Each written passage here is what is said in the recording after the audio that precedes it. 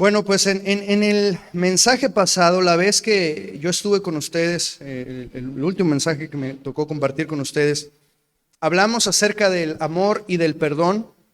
Y el día de hoy vamos a, digamos, es como una extensión, vamos a tratar de complementar esto, viendo cómo es que el Evangelio nos ayuda a amar y a perdonar de la manera adecuada. Mientras que nosotros debemos amar y perdonar, porque esto refleja el carácter de Dios en un mundo que está dañado, debemos reconocer precisamente esto, que nuestro mundo está lleno de odio, de rencor, de amargura y en una lucha constante con la falta de perdón. Esto tiene la capacidad de dividir, de separar relaciones, familia, matrimonios, amistades, incluso sociedades. Los conflictos no resueltos pueden alejar incluso a los más cercanos. ¿Cuántas veces no hemos escuchado de personas que por no arreglar sus situaciones, por no saber o no poder perdonar, se han distanciado tanto y tanto tiempo que incluso algunos no han alcanzado a arreglar sus diferencias en vida? La vida no les alcanzó para poder arreglar sus situaciones. Yo de primera mano conozco un testimonio de un hombre ya anciano que estaba en los últimos días de su vida recostado en la cama de su casa, esperando el momento en el que el Señor lo llamara. Y pues es un momento en el que usualmente todo mundo va y lo visita y trata de arreglar cuentas, ¿no? Para que se vaya bien o para que los que se queden bien. Y este hombre ya anciano ya no podía casi ni hablar ni moverse, solamente asentía y movía los ojos. Pero sus hijos fueron y papá, pues mira aquí, quiero que quedemos en paz, ¿no? Y arreglaron cuentas y pidieron perdón si tenían que hacerlo. Y uno de los hijos mayores, que era el que siempre estaba con él cuidando, le dice una tarde, le dice: papá, dime si hay alguien que falte de hablar contigo, de pedirte perdón, de arreglar cuentas. Y este hombre toma fuerzas de donde no las tenía y voltea y le dice: tú. A veces se nos va la vida y no arreglamos las situaciones. Y todos hemos estado en una situación así, ¿no? Donde tenemos asuntos sin resolver, donde quizá nos han herido, nos han dañado, nos han lastimado, donde nosotros hemos sido los ofensores, donde nosotros hemos actuado mal, donde nosotros hemos pecado contra algún hermano y tenemos esta lucha con la falta de perdón. Y podemos decir: sí, pero es que la gente es mala, el mundo es malo y uno tiene que estar a la defensiva, y como nos hacen cosas malas y nos dañan, pues uno reacciona de tal o cual manera. Sin embargo, la Escritura nos dice algo muy interesante y nos revela una verdad muy fuerte. En la carta de Santiago, capítulo 4, verso 1, dice: ¿de dónde vienen las guerras y los conflictos entre ustedes? ¿No vienen de las pasiones que combaten en sus miembros? Entonces, de nueva cuenta, recordamos, tenemos que mencionar esto, que es un asunto del corazón. Los conflictos nacen de nuestro corazón egoísta, y mientras no tratemos el corazón, no podemos poner en orden nuestros asuntos con los demás. Pero el pasaje que vamos a considerar hoy nos muestra cómo el Evangelio puede transformarnos por completo y nos ayuda a poder restaurar las relaciones que se han roto a causa del pecado, muy específicamente con nuestros hermanos en la fe. Así que vayamos y acompáñenme a poder examinar la carta del apóstol Pablo a Filemón. Y déjenme brindarles primero un poco de contexto. Esta es una de las cartas más personales del apóstol Pablo. Él escribe mientras está encarcelado en Roma, y aunque esta carta está estrechamente relacionada con la carta a los Colosenses, por eso hace un momento se hizo una lectura de la carta a los Colosenses, pero no está dirigida a la iglesia, sino a un amigo muy amado, Filemón. Aparentemente él era un hombre acaudalado, de buena posición económica, que es posible que haya conocido a Pablo durante su estadía y su ministerio en Éfeso. Pablo, recordemos, nunca visitó Colosas, él no fue, pero su ministerio pudo extenderse por Asia Menor. Él pasó tiempo en Éfeso y es posible que Filemón lo haya conocido ahí y tuvo la oportunidad de colaborar con él, de servirle a él y con él en el ministerio, pero él era de Colosas. y la iglesia de Colosas se reunía en su casa. Ahora, es posible que esta carta y la carta a los colosenses se hayan escrito, incluso se hayan enviado y recibido al mismo tiempo. Es posible. ¿Y quién se encargó de llevar estas cartas? Bueno, Colosenses capítulo 4, versos del 7 al 9 menciona a Tíquico, que era un colaborador de Pablo, encargado de llevar sus mensajes, sus cartas. Pero también menciona a otro personaje que va a ser central en esta carta, y ese es Onésimo. Onésimo, él era un esclavo de Filemón, pero por alguna razón y en algún momento él huyó de él, y Pablo intercede en esta carta para que lo reciba de nuevo, y no solo eso, sino que ahora lo considere como un hermano en la fe. Y aquí tenemos que hacernos una pregunta: ¿cuántas veces nosotros hemos despreciado a alguien que para Dios es preciado o es precioso? ¿Cuántas veces hemos menospreciado a alguien que Dios dice que es valioso porque vale la sangre del Hijo de Dios? Sobre todo cuando nos han dañado, cuando nos han ofendido, nuestro corazón es rápido para juzgar, es rápido para volvernos en contra de aquellos que nos han lastimado, y dejan de ser importantes, dejan de ser especiales y dejan de ser amados para nosotros. Y aquí hay que recordar, cuidado con convertirnos en un Caín que sin necesidad de utilizar un arma enterramos hermanos en la fe en nuestros corazones. Sin embargo, el Evangelio nos muestra que todos tenemos un gran valor ante el Señor gracias a la obra redentora de Cristo en nuestras vidas. Y si Él nos ha perdonado, si Él nos ha limpiado, nos ha dado una nueva identidad como hijos de Dios, así deberíamos considerarnos y amarnos y apreciarnos unos a otros. Así que antes de entrar ahora sí de lleno el pasaje, solo quiero mencionar, esta es una carta personal de Pablo, no es una carta doctrinal. Pablo no está aquí escribiendo para enseñar teología o para corregir algún error doctrinal, sino para hacer una petición amorosa. Pero aunque no nos predica explícitamente el Evangelio, Pablo sí se encarga de mostrarnos cómo se ve ese Evangelio en acción. No nos predica explícitamente el Evangelio, pero nos muestra cómo funciona ese Evangelio en nuestras vidas y cómo se debe ver en la vida de los creyentes. Así que vamos a observar a los tres personajes principales de esta carta y vamos a ver en ellos los tres principios que nos dejan ver.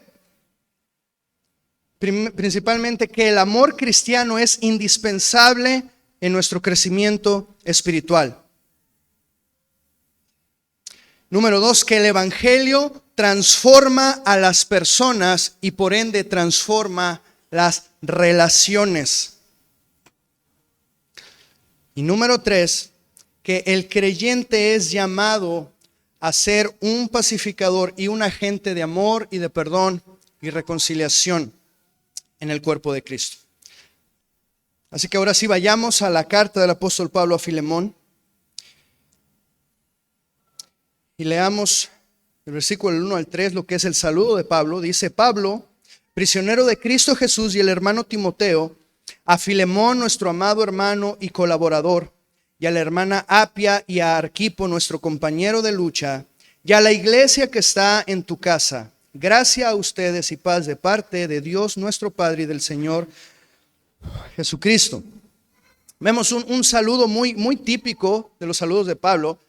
Pero hay algo interesante aquí, que en esta carta Pablo no se presenta como Pablo apóstol de Jesucristo, sino como Pablo prisionero de Jesucristo, no de Roma, no del Imperio Romano, prisionero de Jesucristo, porque para Pablo es importante desde el inicio identificarse con Cristo y hacer saber que su identificación o su unión con Cristo es más importante que su posición o su condición física en ese momento, porque esto va a ser relevante para el propósito de la carta.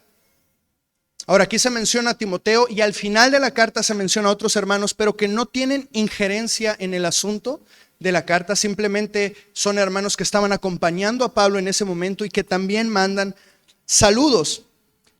Entonces, la carta saluda primero a Filemón, un amado hermano, y después se extiende este saludo a Apia y a Arquipo, que se asume que era la familia de Filemón, su esposa, y su hijo, por la cercanía, por la proximidad de este saludo tan especial.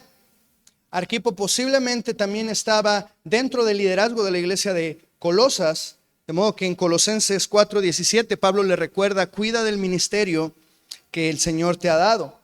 Y el saludo también se hace extensivo a la iglesia que está en tu casa.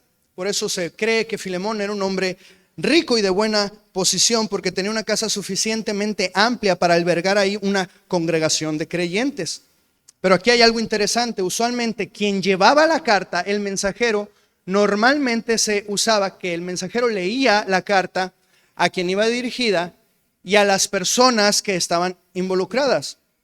A menos de que hubiera una solicitud, una orden expresa de confidencialidad, entonces el contenido de la carta se hubiera mantenido en privado, pero aquí la tenemos. Entonces asumimos que esta carta fue leída también a la iglesia para darle las noticias y los saludos de Pablo. Por lo tanto, el contenido de esta carta podía bendecir a la iglesia, pero lo más importante es que la respuesta de Filemón, la respuesta que Filemón tuviera ante lo que aquí se expone, ante lo que aquí se le pide, podía bendecir y edificar a la iglesia. Cuando nosotros vivimos de acuerdo al Evangelio, cuando respondemos adecuadamente al Evangelio y hay fruto en nuestra vida, esto no solamente es bueno y es de bendición y benéfico para nosotros, sino que tenemos la capacidad de bendecir y de edificar a las personas que nos rodean con nuestro amor, con nuestro servicio, con nuestro testimonio y con la presencia de Dios en nuestras vidas. Y esto era lo que estaba sucediendo en la vida de Filemón. Así que vamos a analizar a estos tres personajes y vamos a ver primero esto, lo que estaba pasando en la vida de Filemón. Filemón como un creyente ejemplar. Dice Pablo: doy gracias a mi Dios siempre, haciendo mención de ti en mis oraciones.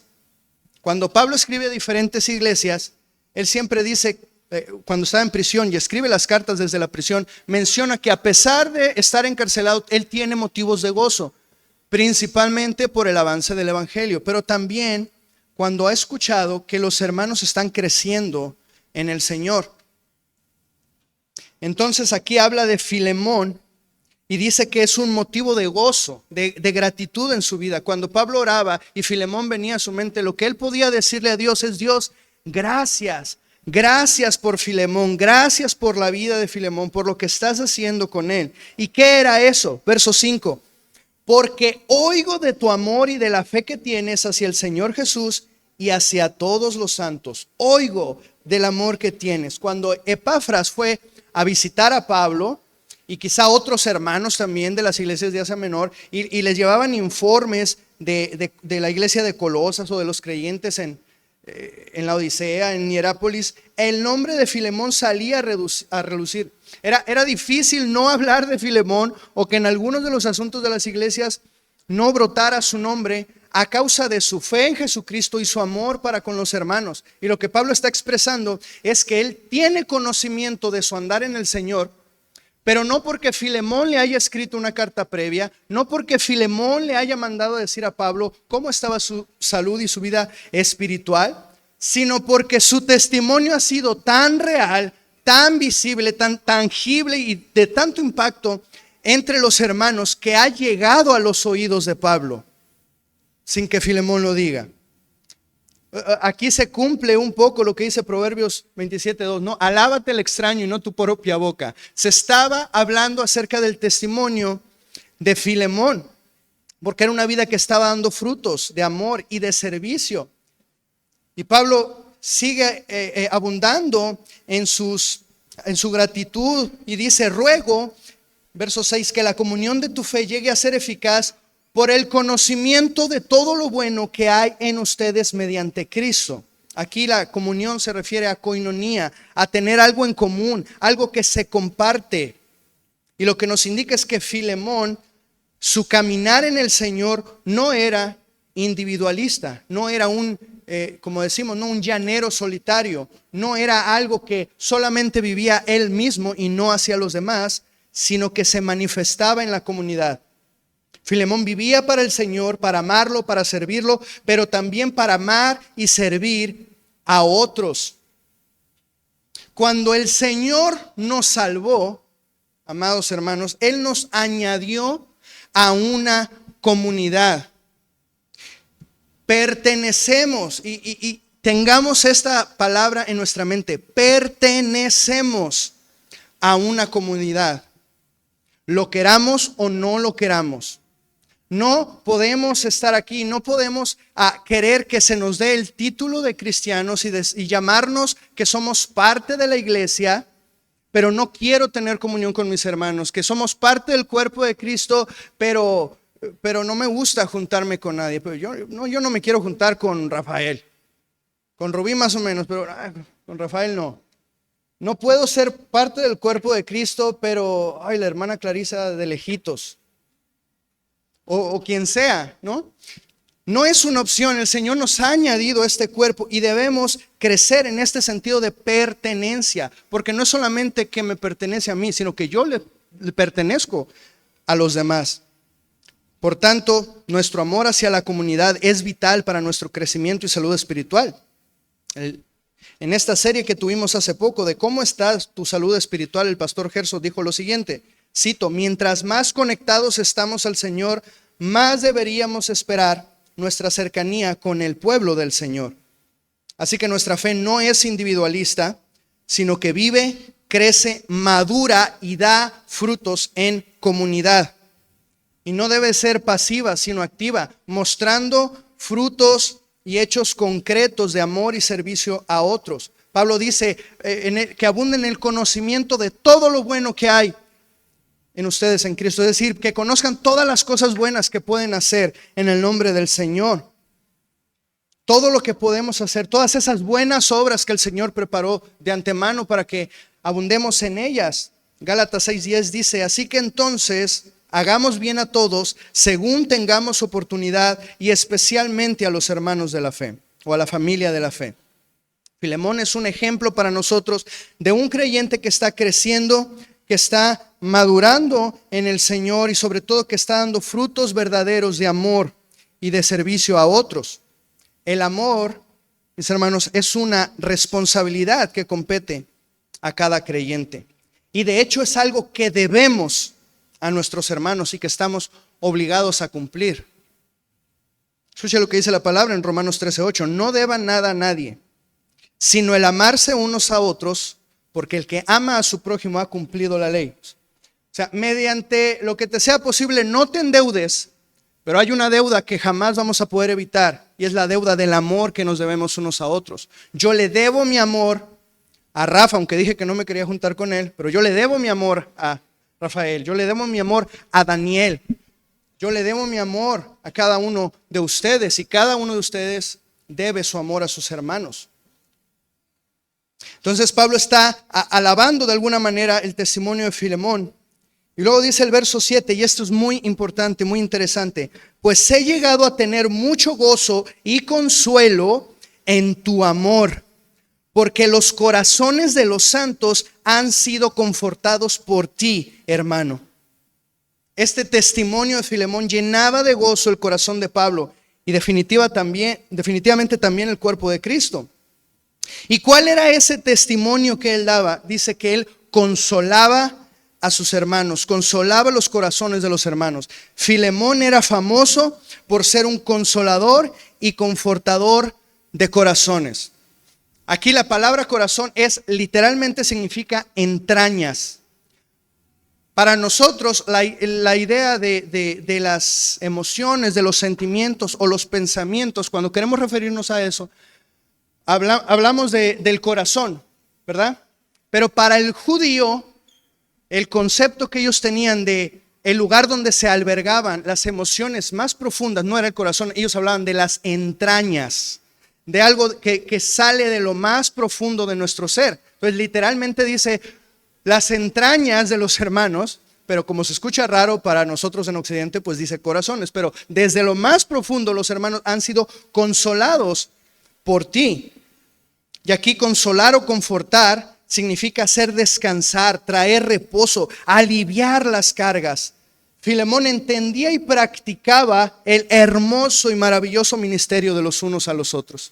Hay más de 50 ocasiones que la Biblia nos manda a hacer cosas los unos por los otros, amarnos, perdonarnos, orar los unos por los otros, llevar nuestras cargas, consolarnos los unos por los otros. Y Filemón era conocido por eso, por ser un consolador de corazones, de las entrañas, de lo más profundo.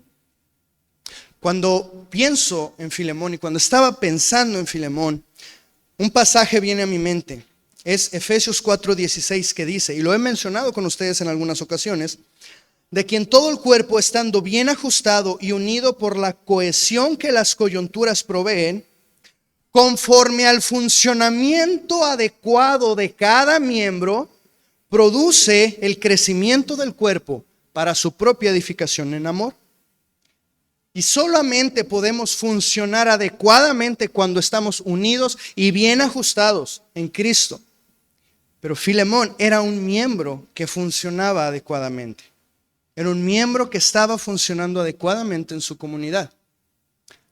Hace un par de años más o menos, se nos invitaba y meditábamos un poco, ¿verdad? En leer este libro que se nos recomendó, que se llamaba El libro que tu pastor quiere que leas, pero no se atreve a pedírtelo. Así era, ¿verdad? El libro que tu pastor quiere que leas, pero no se atreve a pedírtelo. Bueno, Filemón era el tipo de miembro que tu pastor quiere que seas, pero no se atreve a pedírtelo. No se atreve a decírtelo.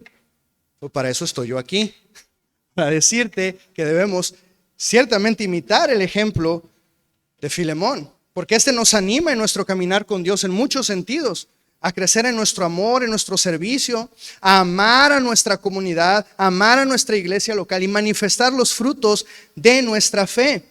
Estos frutos deben ser traídos al cuerpo de Cristo para su propia edificación. Pero hay algo más interesante antes de terminar con Filemón, que en esta carta, ni en ninguna otra carta, se menciona o se nos da la idea de que Filemón haya sido un anciano de la iglesia. Se nos habla de su amor y servicio. Quizá pudo haber sido un diácono, pero no se nos dice que haya tenido un ministerio, como por ejemplo lo veíamos ahorita de Arquipo, ¿sí? No se nos dice que haya sido un líder o un pastor, pero definitivamente estaba involucrado. ¿Y por qué menciono esto? Porque en ocasiones pensamos que solamente los pastores o solamente aquellos que están en algún ministerio son los que están obligados o llamados a involucrarse tanto o a desarrollar sus frutos tan activamente en la iglesia. Pero no es así. Todos nosotros debemos desarrollar nuestros dones y dar fruto en el contexto de la iglesia local. Lo repito, todos nosotros debemos desarrollar nuestros dones y dar fruto en el contexto de la iglesia local. No únicamente en la iglesia local, pero definitivamente la iglesia es la mejor plataforma para cultivar, para potencializar y crecer en esos dones y en esos frutos. Eso da vida a la iglesia, da dinamismo a la iglesia. Y eso ayuda a cumplir lo que nos dice el autor a los Hebreos, que nuestros líderes o pastores no hagan su trabajo quejándose, sino con alegría, porque eso no es provechoso para nosotros. No hay mayor gozo para un líder o un pastor que ver que sus miembros están creciendo espiritualmente y que eso se refleja en el amor y en el servicio unos a otros, de modo que el evangelio y la obra del Señor nos llama a vivir vidas llenos del amor de Dios y creciendo en fe en nuestra comunidad. Así que al ver lo que se nos dice aquí de Filemón, debemos preguntarnos, ¿soy un miembro que está funcionando adecuadamente en mi iglesia? Mi servicio inspira y mi testimonio está siendo de bendición para otros. Estoy amando a mi comunidad de hermanos. Estoy siendo un consolador de corazones. O sea, verdaderamente puedo acercarme a mis hermanos y él se va a sentir bendecido, consolado, ministrado por el amor de Dios en mi vida. Había alguien que necesitaba esto, había alguien que necesitaba ser consolado. Y este es nuestro siguiente personaje, Onésimo. Onésimo, un verdadero convertido. Pablo escribe esta carta para interceder por Onésimo y para tratar de mediar el asunto que había entre Onésimo y Filemón. Por eso primero apela al amor de Filemón y reconoce todo lo que el Señor está haciendo en su vida, para pedirle después que vierta todo ese amor en la vida de Onésimo. Pablo reconoce la obra del Evangelio en la vida de Filemón, pero también le hace ver la obra de Dios en la vida de Onésimo, para entonces buscar una reconciliación entre ellos. Porque, mis hermanos, toda buena reconciliación, toda reconciliación genuina y verdadera que está basada en el amor del Señor, comienza con corazones siendo moldeados por el Evangelio.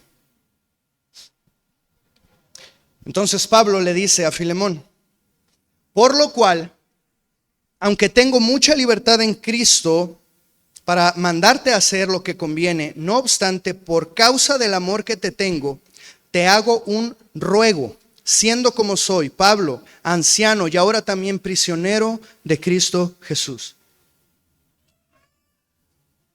Aunque Pablo es pastor y es apóstol, él no está buscando ser autoritario ni imponer nada. Está actuando igual que Filemón, de hecho, de una manera amorosa y tierna, haciendo una petición a favor de Onésimo. ¿Y quién era Onésimo? Bueno, era el esclavo y siervo de Filemón, y en algún momento le causó un daño de algún tipo, muy probablemente de tipo económico o material.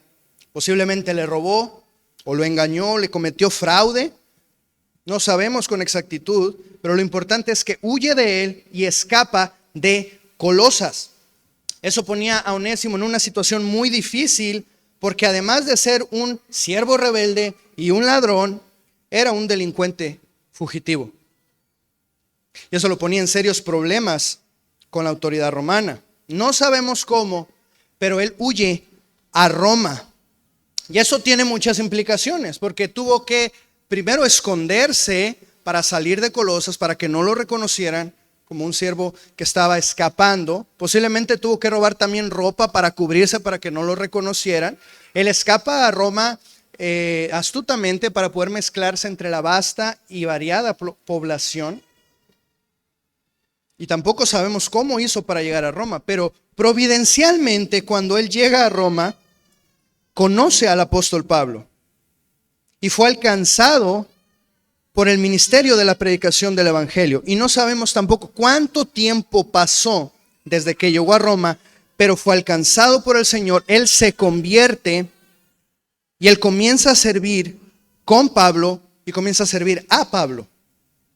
Él llega a los pies de Cristo siendo un delincuente fugitivo, alguien que ha causado daño, alguien que ha causado dolor, que traicionó, que defraudó a su amo y está huyendo de la ley, de las represalias y del castigo que merece. Pero veamos cuál es ese ruego amoroso que hace Pablo. Versículo 10.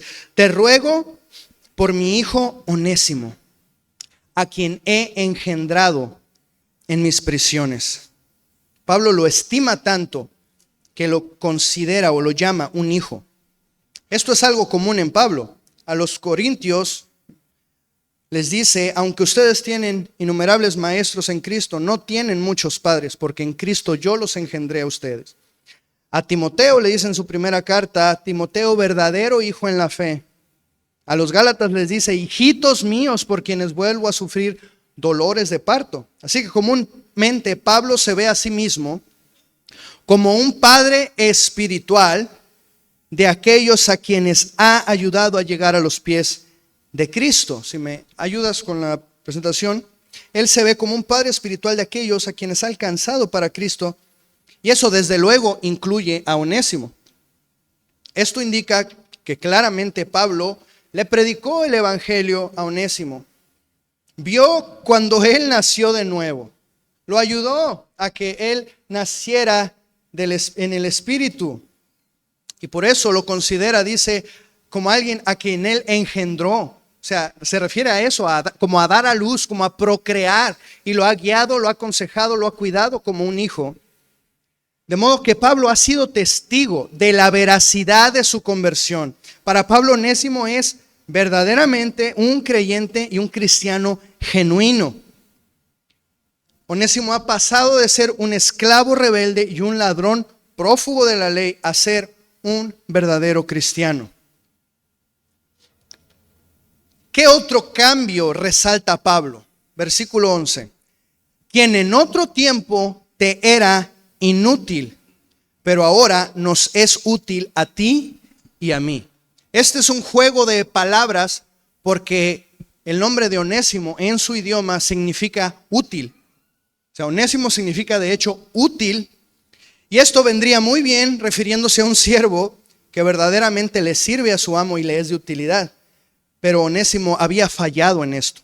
Dejó de servir a Filemón. Contrario a esto, él actuó contra Filemón, le causó un daño. Y entonces eso lo convirtió en inútil porque dejó de servirle. Pero ahora Pablo resalta que ha habido un cambio en su vida, algo que lo ha transformado, que lo ha capacitado para que ahora sea un mejor siervo de lo que jamás ha sido. Ahora es más útil porque el evangelio ha obrado en él y ha aprendido a servir no por obligación, sino a servir con amor y por amor. Y Pablo dice que es testigo de eso, lo considera útil. Porque hubo un cambio en su vida y mis hermanos, el evangelio hace eso, transforma nuestras vidas y corazones. Onésimo es testimonio de un nuevo nacimiento, de una vida regenerada. Hubo un antes y un después. Se podía ver, o Pablo hace notar el poder transformador del evangelio en su vida, que cambia nuestro corazón, cambia nuestra mente, pero también cambia nuestro comportamiento. El evangelio tiene implicaciones éticas. ¿Qué es esto? Que el evangelio tiene injerencia también en nuestros actos, en lo que hacemos. Con mucha dificultad, pero alguien pudiera llegar a portarse medianamente bien sin Cristo. Es como cuando el pastor ha dicho, ¿no? De esas personas que dicen, ay, es que es tan bueno, no dice groserías, trata bien a su familia, es más o menos honesto, ¿verdad? Dice, lo único que le falta es ser cristiano. Bueno, es que ese es el aparente o el engaño del moralismo. Yo recuerdo que una vez Tony nos compartía que lo enviaron de su empresa a un evento donde estaban representantes de muchas empresas, donde iban a recibir estos reconocimientos de ¿cómo es? ESR, ¿no? Empresa socialmente responsable. Y se dan reconocimientos a algunos que están haciendo algo para ayudar al medio ambiente, algunos que quizá han hecho albergues para sus empleados, otros que están donando a la caridad, que están contribuyendo a alguna causa social, ¿sí? Que están dando dinero a fundaciones, como si no supiéramos que parte de eso pues tiene que ver con la evasión de impuestos, ¿no? Pero Tony decía, y sí, pues todo se veía muy bonito y qué padre recibir, son básicamente reconocimientos por ser muy buenas personas, pero él decía, pero después, antes y después del evento, al escucharlos hablar, al verlos y su comportamiento, bueno, esto es mucho moralismo sin Cristo. Y hace poco se nos habló del moralismo. Entonces es posible, difícilmente, llegar a tener un comportamiento más o menos decente sin Cristo, pero eso solamente es algo exterior.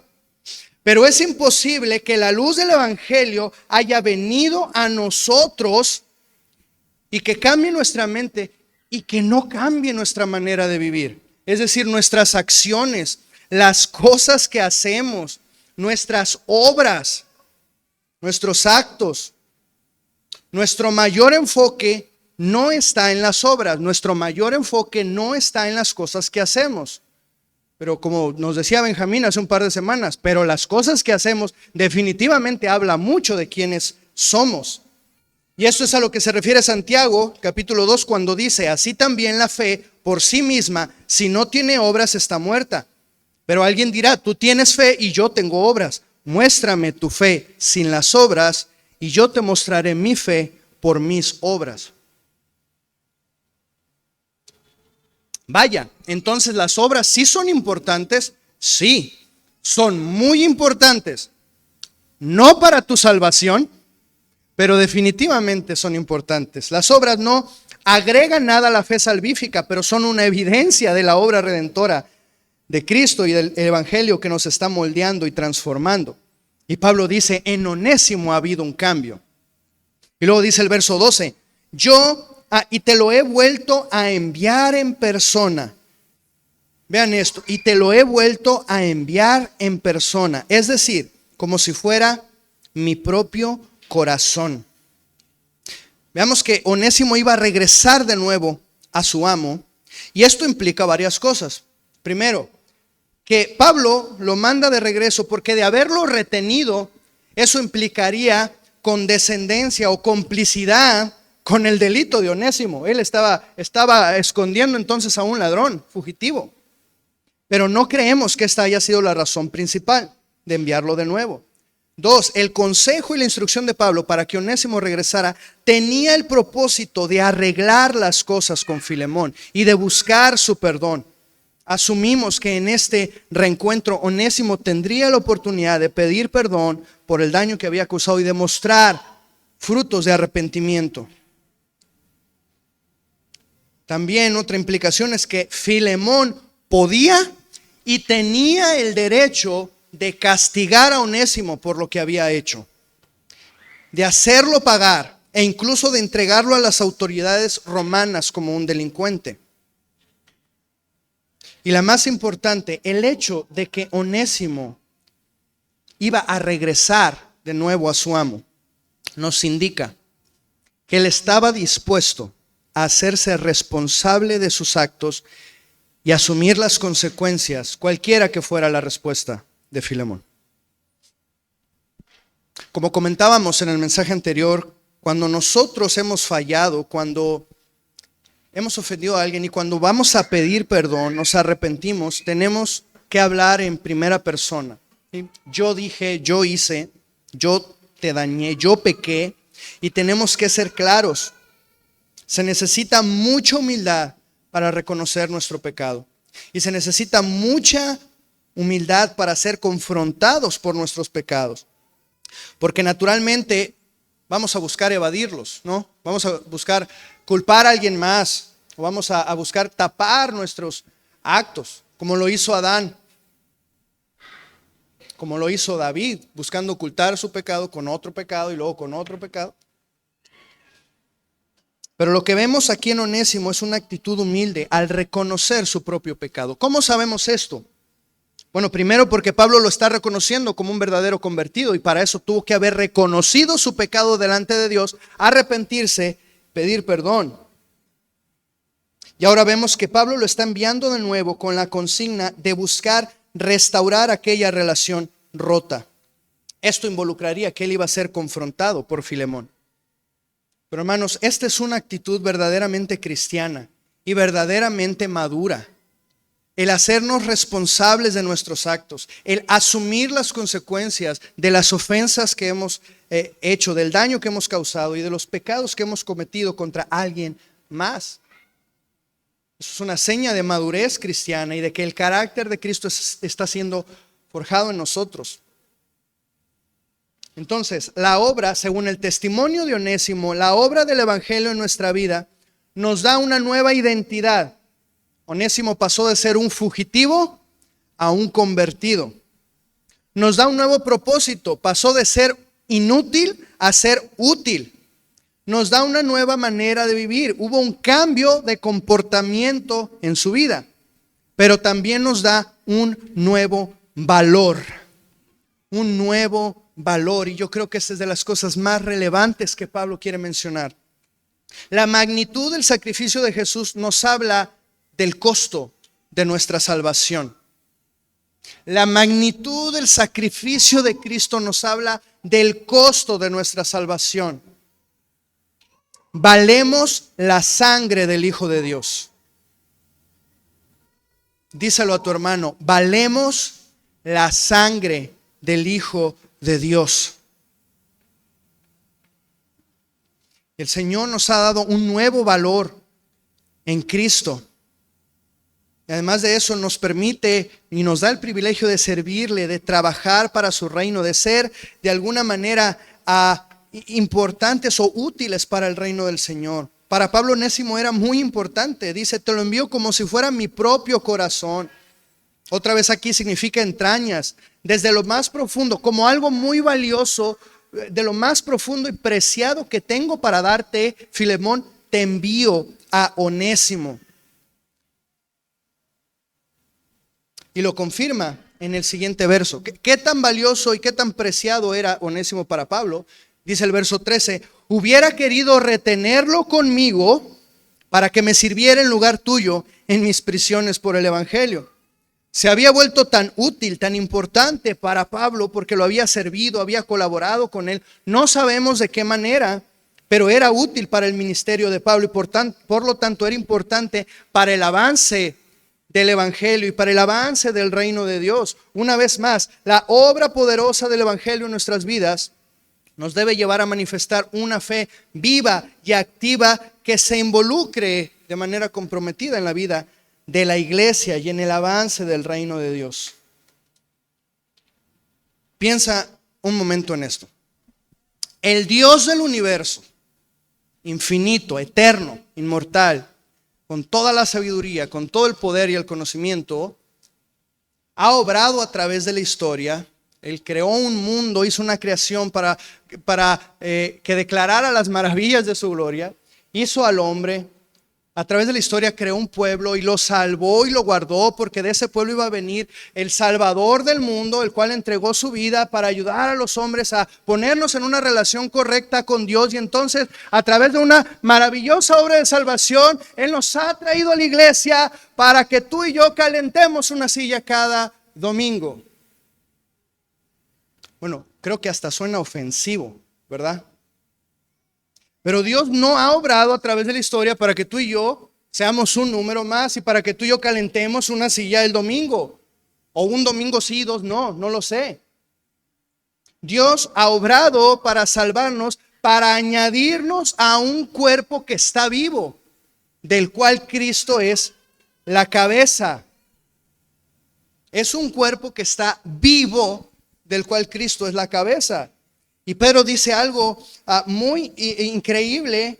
1 Pedro 2:5 dice, nosotros también como piedras vivas, ser edificados como casa espiritual y sacerdocio santo para ofrecer sacrificios espirituales y aceptables a Dios por medio de Jesucristo. O sea, tú y yo estamos edificando una casa espiritual para ofrecer sacrificios al Señor. Tú y yo somos parte de un cuerpo que está vivo. Si tu hermano al que está al lado de ti no parece que está vivo, muévelo tantito.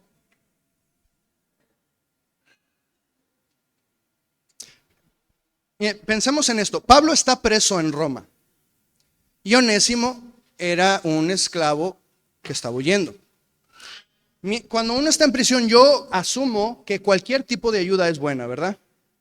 Entonces, Onésimo, sin tener muchos recursos, ¿qué tipo de ayuda le pudo haber brindado a Pablo? Vamos a imaginarnos un poco, ¿no? O sea, quizá Onésimo le conseguía a Pablo papel y pluma para escribir sus cartas.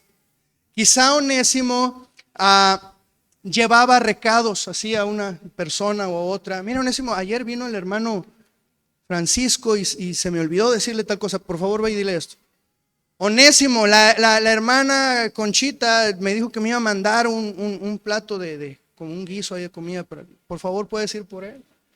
Onésimo, mira, necesito una toalla, podría hacer eso. ¿Por qué menciono estas cosas, hermanos? Porque a menudo relacionamos el servicio a Dios con los aspectos más visibles del ministerio. O sea, los que predican están sirviendo a Dios, los pastores sirven a Dios, los ministros, los misioneros están sirviendo a Dios.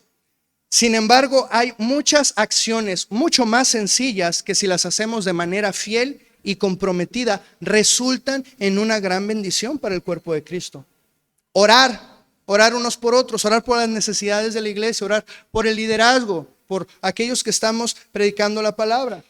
Animar a un hermano, si algún hermano no vino, llamarlo, decir hermano que te animo a venir el próximo domingo. Compartir la palabra, no necesitamos hacer cruzadas evangelísticas. Un café y una concha es suficiente plataforma para compartir la palabra de Dios. Nuestro dar, nuestra participación en los asuntos de la iglesia, amar a nuestros hermanos. A menudo todas estas acciones resultan en una gran bendición cuando lo hacemos de manera fiel y con todo nuestro corazón. Eso es ser la iglesia y no venir a la iglesia, como lo decía al inicio. No venimos a reunirnos a la iglesia. La iglesia viene y se reúne en el nombre del Señor. Por lo tanto, debemos mantenernos constantes y fieles, obedeciendo esto. Gálatas 6:9 nos dice: no nos cansemos pues de hacer el bien, porque a su tiempo segaremos y no desmayamos. 1 Corintios 15:58. Así que, hermanos míos, amados, estad firmes y constantes, creciendo en la obra del Señor siempre, sabiendo que nuestro trabajo en el Señor no es en vano. Así que, al ver la vida y el testimonio de Onésimo, ¿qué reflexiones podemos hacer al respecto? Bueno, ¿qué fruto hay en mi vida de que soy un verdadero convertido?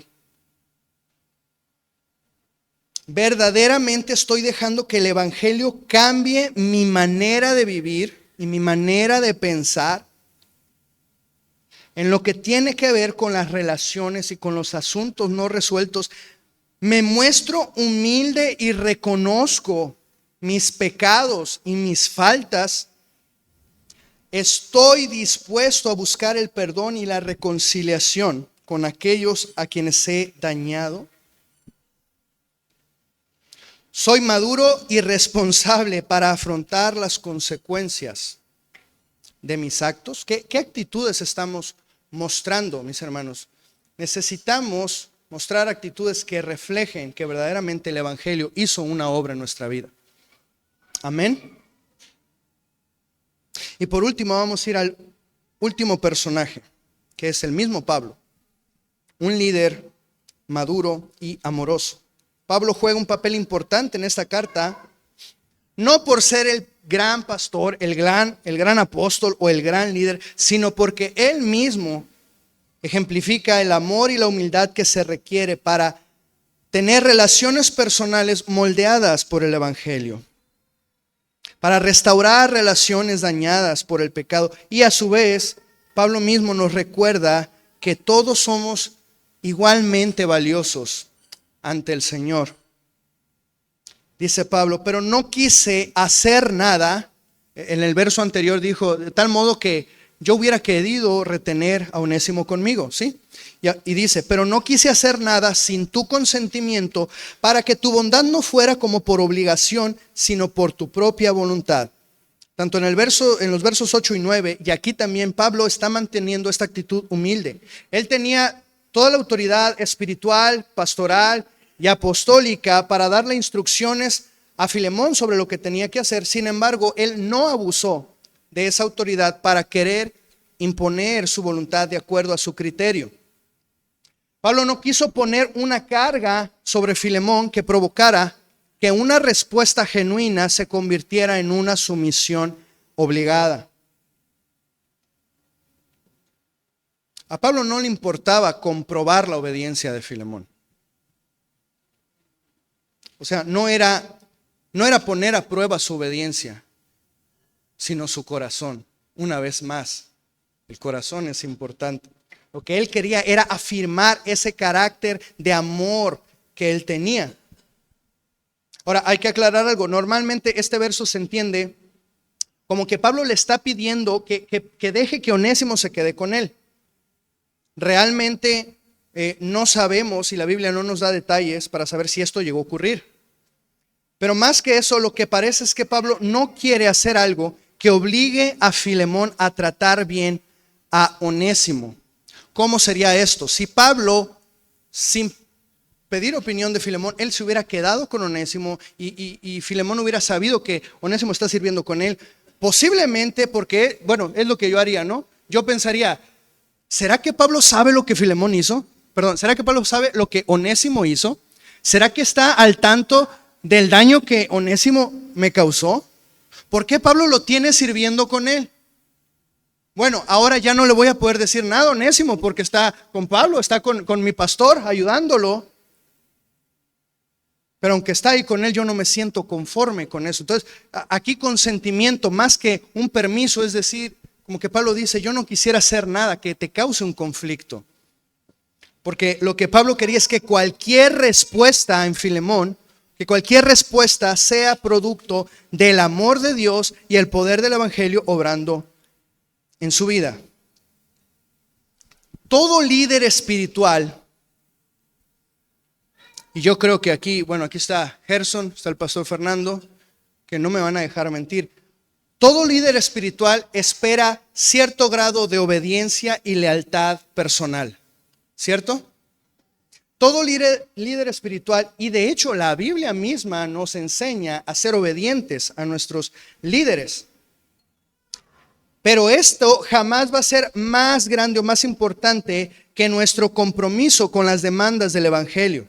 La verdadera recompensa para un líder, para un buen líder, no es cuánto le obedezcan sus discípulos, sino cuánto amen a Dios, de tal modo que guarden sus mandamientos y cuánto fruto haya en su vida. Un verdadero líder, un buen líder, como el testimonio o el ejemplo de Pablo, está modelando el evangelio porque desea que sus discípulos también caminen de acuerdo al evangelio.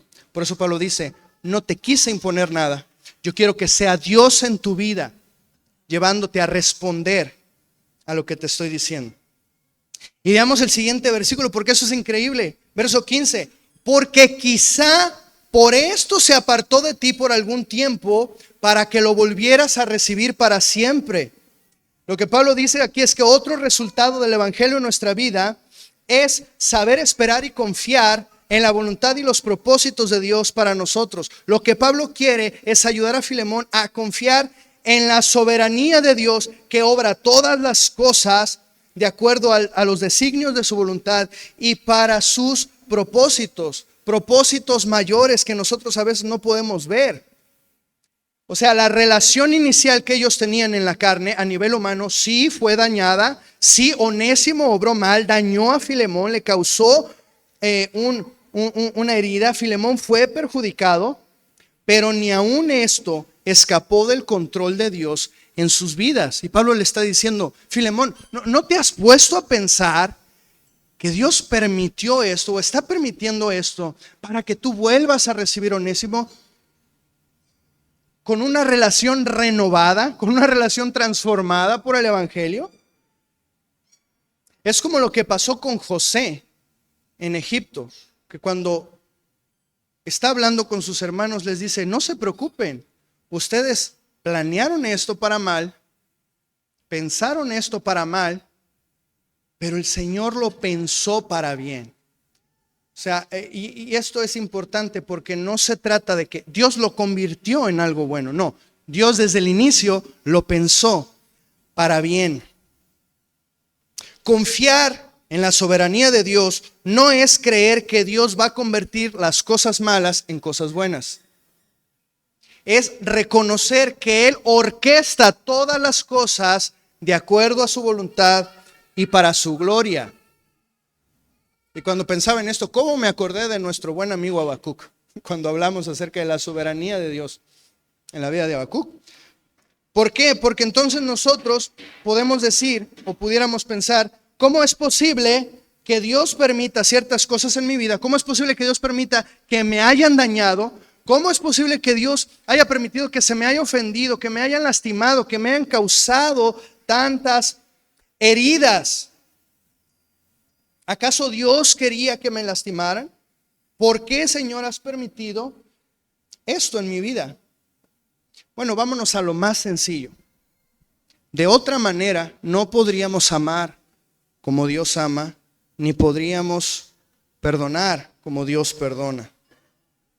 Dice la Biblia, pues si solamente aman a los que los aman, pues ¿por qué se paran el cuello? ¿Qué mérito tienen? Si solamente sirven y aman a los que los tratan bien, si solamente son buenos con aquellos que también son buenos con ustedes, pues ¿cuál es tu mérito?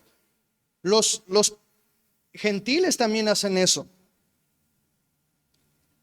Pero Dios nos ama a amar y a perdonar incluso a nuestros enemigos.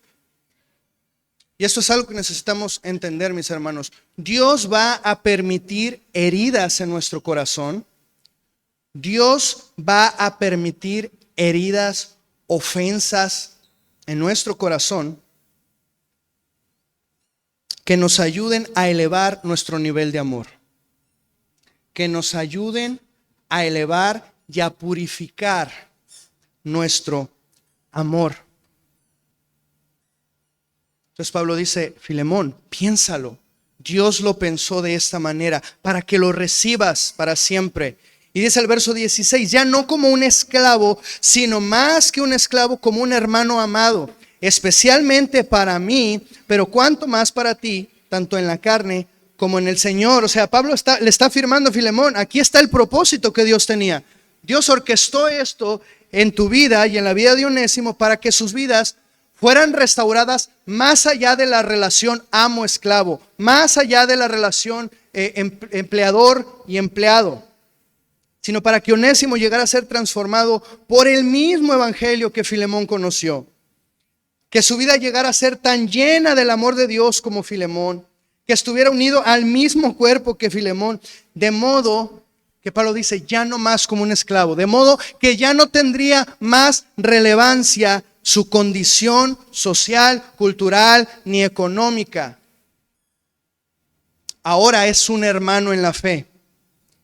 Ahora tiene el mismo valor que Filemón, tiene el mismo valor que Pablo y el mismo valor que cualquier otro hijo de Dios. Y aquí cobra sentido lo que Pablo les escribió a los colosenses. Yo sinceramente cuando leía esto, no sé si primero Pablo le escribió a Filemón y de ahí tomó sus ideas para escribir Colosenses, o escribió Colosenses y luego lo aplicó a la carta a Filemón. Pero aquí se cumple Colosenses 3:11 que leímos hace un momento en la lectura de hace rato, que dice, en esta renovación no hay distinción entre griego y judío, circunciso e incircunciso, bárbaro o escita, esclavo o libre, sino que Cristo es todo y en todo. La Reina Valera me gusta más porque dice, sino que Cristo lo llena todo en todo. O sea, el poder salvífico de Dios no distingue raza, color, edad, posición, clase social, cultura. Esto es lo que significa verdaderamente que Dios no hace acepción de personas. De cualquier lugar, de cualquier condición, Dios puede llamar a alguien para salvación. Pero el asunto es que tú y yo muchas veces tenemos problemas con eso. A Dios no le limita la condición, la raza, el color. Y por supuesto a Dios no le limita el pasado de nadie, ni el pecado de nadie. Pero nosotros, debido al pecado que hay en nuestro corazón, tenemos prejuicios y nosotros sí tenemos problemas muchas veces. ¿Cómo Dios va a perdonar a esa persona? ¿Cómo es posible que Dios salve a ellos? Como Jonás, no Señor, no les quiero predicar porque no quiero que los perdones. Nosotros sí tenemos problemas, nosotros sí tenemos prejuicios. Hay gente que creemos que no merece la gracia de Dios. Hay personas a las que desearíamos que Dios no las salve, sino que las juzgue. Esa gente que dice, tienes que orar por tus enemigos. Claro que sí, Señor, fúndelos. Nosotros sí tenemos prejuicios. ¿Por qué razón no desearíamos que Dios extienda la misma misericordia y la misma gracia que se nos ha extendido a nosotros? La respuesta es por el pecado que hay dentro de nuestro corazón, que nos lleva a querer gracia para unos. Yo quiero que Dios salve a mi familia, la que no está convertida, menos a ese tío que me hizo tanto daño en el pasado. Yo quiero que Dios salve a mis hermanos, que tengo tantos años orando por ellos. Menos al mayor, porque mi mamá le dejó el terreno a él. ¿Por qué queremos gracia para unos y juicio para otros? Yo les confieso, yo tengo un problema tremendo con ver videos de esos como de acción ciudadana, ¿no? Donde están exponiendo los actos de corrupción de los policías, o cuando atrapan a un ladrón con las manos en la masa o algo así. Porque me hierve la sangre. Yo de verdad, yo estoy esperando el final del video cuando le den su merecido a esas personas. No sé ustedes, yo reconozco mi pecado. Yo me gocé con el hombre ese de la combi, que lo agarraron entre todos y le dieron. Entonces Dios una vez más me estaba mostrando el pecado que hay en mi corazón. Sin embargo, el poder del evangelio puede rescatar de lo más vil y menospreciado, como lo hizo con nosotros, y convertirnos en hermanos. Y Pablo dice, ahora es precioso, es preciado para ti en la carne, porque era su prójimo del mismo pueblo, pertenecía a su casa, de la misma ciudad. Y dice, pero también en el Señor, porque ahora los une un lazo más fuerte, la sangre de Cristo. Hace tiempo una persona me decía que él se sentía a veces más cómodo con sus hermanos en la fe que con su propia familia. Yo le decía, bueno, es que a veces eso es común. ¿Por qué? Porque nos une algo que es más grande que cualquier cosa, o sea, algo que es más grande que nuestra propia humanidad. Nos une Cristo. De modo que no digo que sea lo mejor, pero es común que a veces nos sintamos con más gozo, con más alegría de convivir con nuestros hermanos en la fe. Entonces lo que Pablo está haciendo es encargarse de mostrarle a Filemón que Onésimo ahora es un hermano de él. O sea, que Onésimo ha sido cambiado, que Onésimo ha recibido, como en las computadoras, ¿no? Un upload, una actualización. Como cuando tienes una cuenta de algo, una aplicación de algo y que tiene ciertos beneficios, pero te dicen, pero si te cambias a Premium, tienes estos beneficios. Bueno, a Onésimo lo pasaron a Premium. Sí, a Onésimo le dieron un gran levantón. Y ahora tiene un gran valor por la obra de Cristo en su vida.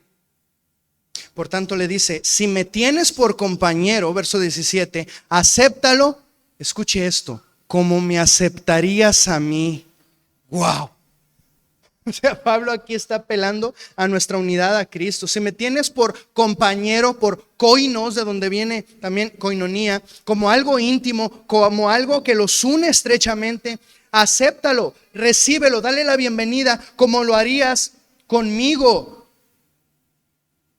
Si yo fuera a visitarte, Filemón, ¿qué harías? ¿Prepararías tu casa? ¿Estarías contento? ¿Harías sus preparativos? Lo que harías conmigo, hazlo con Onésimo. Dale la mejor habitación, dale la mejor comida, lava sus pies. Como un símbolo era la mayor honra que alguien podía tener en ese entonces, que el mismo dueño de la casa te lavara los pies. Dale el mismo trato honroso que me darías a mí, porque es el mismo trato honroso que merece cualquier hijo de Dios. Y en la carne esto es difícil, porque hay ídolos en nuestro corazón. O sea, nosotros a veces queremos quedar bien con quienes creemos que son más importantes y somos parciales en nuestro trato con otros hermanos. Somos, rápidamente nos inclinamos para tratar con mayor honra o tratar mejor a aquellos de quien pensamos que podemos recibir un beneficio, que con aquellos que sabemos que no lo van a dar. Y saben que eso es idolatría. Y Santiago dice, capítulo 2, porque si en su congregación entra un hombre con anillo de oro y vestido de ropa lujosa, y también entra por la puerta un pobre con ropa sucia, y dan un trato especial al que lleva ropa lujosa y dicen, siéntate aquí en un buen lugar, y al pobre dice, tú estate allá de pie, o siéntate acá a mi estrado, ¿acaso no han hecho distinción entre ustedes mismos y han venido a ser jueces con malos pensamientos? Lo que Pablo está poniendo en la mesa es un argumento que imposibilita hacer distinciones. Pablo está poniendo un argumento que imposibilita justificar las distinciones que nosotros hacemos entre personas. ¿Cuál es la clave? La clave es poder ver a los demás como Dios nos ve. ¿Y cómo nos ve Dios? A través de la sangre de su Hijo. La clave es ver a los demás con ojos transformados por el Evangelio.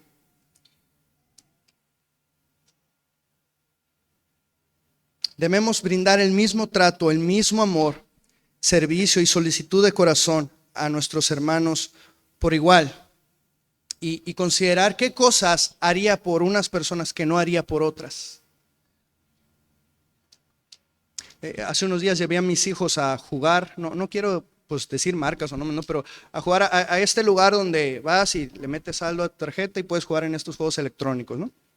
Bueno, estábamos ahí jugando y de repente entra un niño que, a juzgar por su apariencia, pues era un niño de muy escasos recursos, marginado. Yo no sé, no puedo decir si no tenía padres o no tenía hogar, pero el niño viendo así, con todo el deseo de divertirse, de jugar. Entonces mi esposa le ofrece y le dice: ¿quieres jugar un juego? Sí, claro. Y le pagamos un juego y seguíamos jugando nosotros. Y ahí va el niño atrás de nosotros: oiga, ¿me regala otro juego? Y claro que sí, y ahí estábamos. Y estuvimos un buen tiempo ahí. Cuando ya se estaba acercando el momento de irnos, yo lo que quería era gastarme todo, no que ya se acabara el dinero. Y ahí estaba el niño atrás de mí también. Y me regaló otro juego, y me regaló otro juego. Llegó un momento en el que era tan insistente. Y esto lo digo con dolor en el corazón, porque en algún momento me empezó a molestar. Y yo le seguía pagando los juegos, pero es como que ya, aléjate. Y no sé si se lo dije a mi esposo, solamente lo pensé, pero dije: no es mi hijo. El asunto es que no sé si era el hijo de alguien más tampoco. Yo no sé si tenía padres o tenía hogar. Pero estaba cerrando mi corazón. Veamos lo que hizo Pablo. Dice: y si te ha perjudicado en alguna forma o te debe algo, cárgalo a mi cuenta. Yo, Pablo, escribo esto con mi propia mano, yo lo pagaré. Esto nos da luz de lo que Onésimo pudo haber hecho, ¿no? Nos da una idea de que el daño pudo haber sido monetario o material. Y Pablo conoce la situación de Onésimo y está dispuesto a ayudarlo. Sabe que Onésimo no tenía manera de pagar y de restituir el daño. No sabemos cómo hizo Pablo, no sabemos si a lo mejor levantó una iglesia, una ofrenda entre los hermanos de las iglesias, pero Pablo actuó, Pablo fue práctico. Estuvo dispuesto a llevar su carga, a pagar su deuda, a apoyarlo, porque las necesidades se atienden, no se meditan. Pablo actuó, fue práctico. Si un hermano o hermana no tiene ropa, dice Santiago 2:15, y carece del sustento diario, y ustedes le dicen: vaya en paz y caliéntese y sáciense, pero no les dan lo necesario, ¿de qué sirve? Primera de Juan 3:17, pero el que tiene bienes de este mundo y ve a su hermano en necesidad y cierra su corazón contra él, como lo que hice yo, ¿cómo puede morar el amor de Dios en él? Y vean lo interesante de eso, que habla de bienes, de necesidades, y no dice negar la ayuda o ser avaro, tacaño. No, dice cerrar tu corazón. ¿Por qué? Porque no es un asunto de dinero, sino de las intenciones del corazón. Pero lo que Pablo muestra es que el atender las necesidades se trata de estar dispuestos a dar de nosotros mismos, nuestro tiempo, esfuerzo, un plato de comida, compañía, un oído para escuchar, un hombro para que puedan apoyarse en nosotros, palabras de aliento. Y a menudo estas ayudas resultan ser más confortantes. Tanto la ayuda material como los consuelos del alma tienen un gran valor. Y aparentemente Pablo le da un mayor valor a lo que tiene que ver con consolar el corazón, porque dice el siguiente verso. Bueno, el verso 19. Yo, Pablo, dice: yo mismo lo pagaré. Y esto hasta es gracioso, dice: por no decir que tú mismo te me debes a mí. O sea, Filemón, si Onésimo te debe algo, yo lo voy a pagar, pero ¿te acuerdas, Filemón, que por mí no te vas a ir al infierno? ¿Te acuerdas, Filemón, que yo te serví? ¿Te acuerdas que yo te compartí el evangelio? ¿Te acuerdas, Filemón, que has conocido al Señor como producto del ministerio de Pablo? O sea, si ponemos en balanza la deuda de Onésimo y lo que Filemón había recibido de parte de Pablo, Filemón salía debiendo. Y Pablo le dice, hey, ¿pero te acuerdas? ¿Te acuerdas? El Cristo que Filemón conoció es el mismo Cristo por el que Pablo dijo, todo lo que para mí era ganancia lo he estimado como pérdida por amor a Cristo, y aún más, yo estimo todas las cosas como pérdida en vista del incomparable valor de conocer a Cristo Jesús, Filipenses 3:7 y 8, mi Señor, por el cual lo he perdido todo y lo tengo como basura a fin de ganar a Cristo. Este Cristo es el mismo que Filemón había conocido, y por lo tanto Pablo espera que él piense igual que él, que este Cristo tiene más valor que cualquier otra cosa en este mundo. Que este Cristo vale más que cualquier otra cosa, mis hermanos. Esto nos debe llevar a considerar el valor de nuestra salvación. O sea, para Filemón, para Pablo era muy valioso. Y para Filemón posiblemente también era valioso. Pero ¿qué tan valioso es para ti y para mí? ¿Es acaso más valioso y más grande que el daño que te hicieron?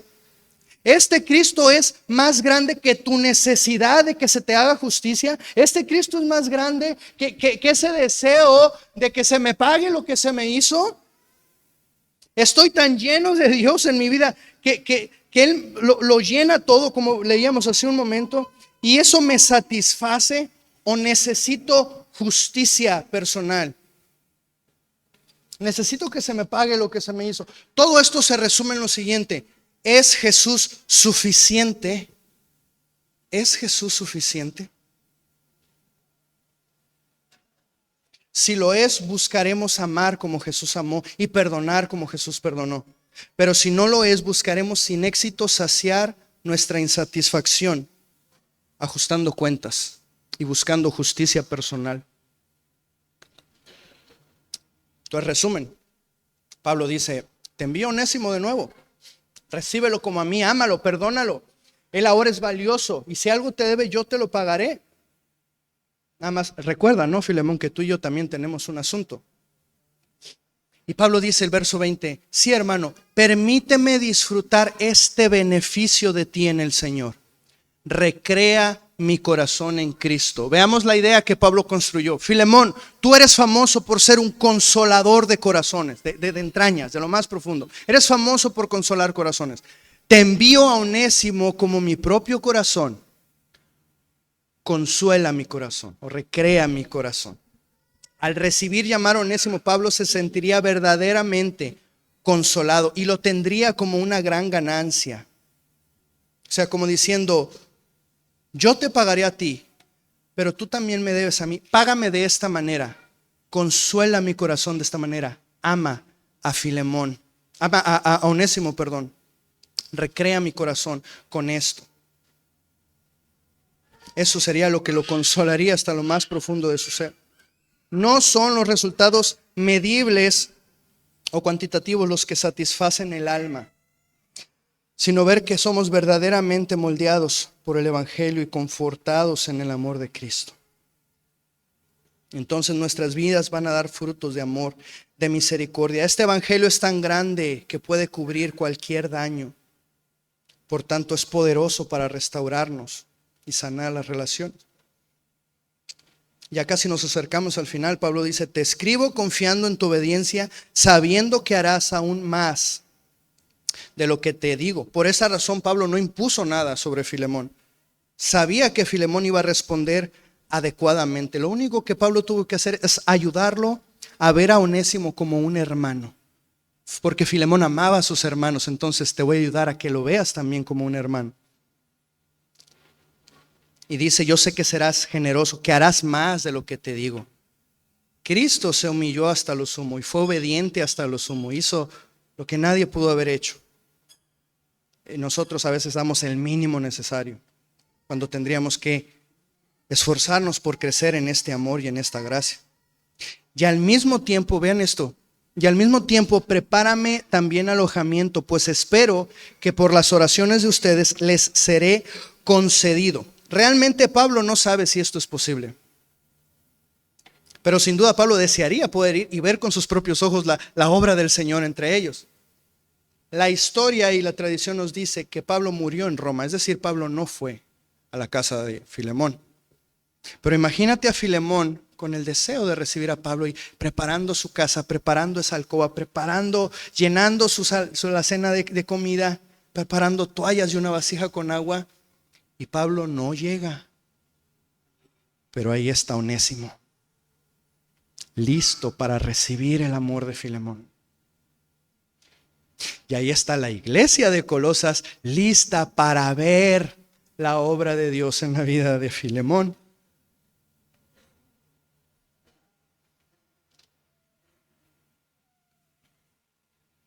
Lista para ver en acción lo que Pablo les escribió. Ya no importa si es esclavo libre, importa que Cristo lo llena todo.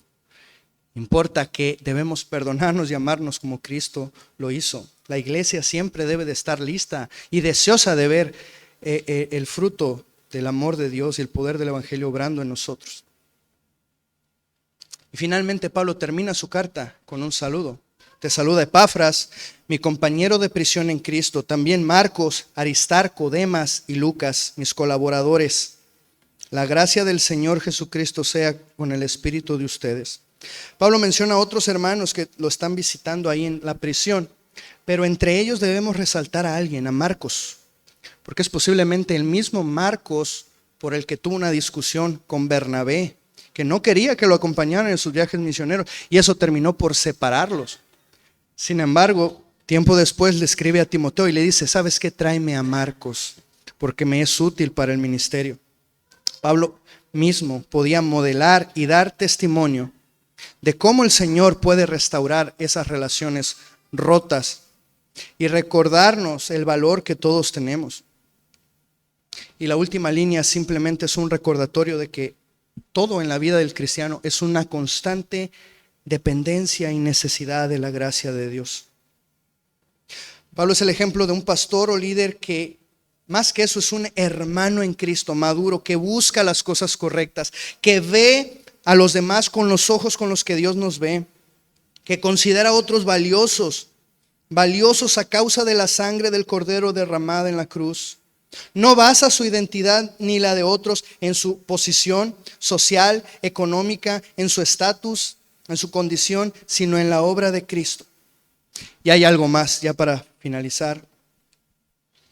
Aunque esta carta no nos menciona de manera explícita el Evangelio,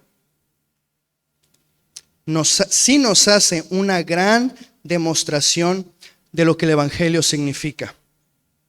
Porque Pablo toma el papel de un mediador que intercede por alguien que es culpable para que sea perdonado y que incluso es merecedor de castigo, pero él está dispuesto hasta a pagar su deuda. Pablo nos muestra a Cristo en esta carta, y si eso no es el Evangelio, otra cosa difícilmente lo será. ¿Tenemos una actitud como esta? ¿Tenemos una actitud como la de Pablo? ¿Si buscamos impartir gracia? ¿Si tenemos la capacidad de ver a los demás a través de la sangre de Jesús? Necesitamos que el Señor quite nuestros prejuicios. Necesitamos que el Señor quite la venda de nuestros ojos. Somos agentes de reconciliación y de amor y perdón en nuestra iglesia. Estamos intercediendo a favor de otros. Mis hermanos, la carta a Filemón no se trata de Filemón, no se trata de Onésimo, ni tampoco se trata de Pablo. Es acerca de Cristo, es acerca del Evangelio. No solo es una súplica por la reconciliación de dos hombres, sino es una ilustración del poderoso evangelio en acción que puede restaurar todo lo que el pecado ha dañado, puede transformar nuestros corazones, que nos da una nueva vida, un nuevo propósito. Puede restaurar las relaciones dañadas por nuestro pecado. Y esto resulta todavía más bello, porque ahora van a ser relaciones restauradas, revestidas de la gracia y el amor purificador de Cristo.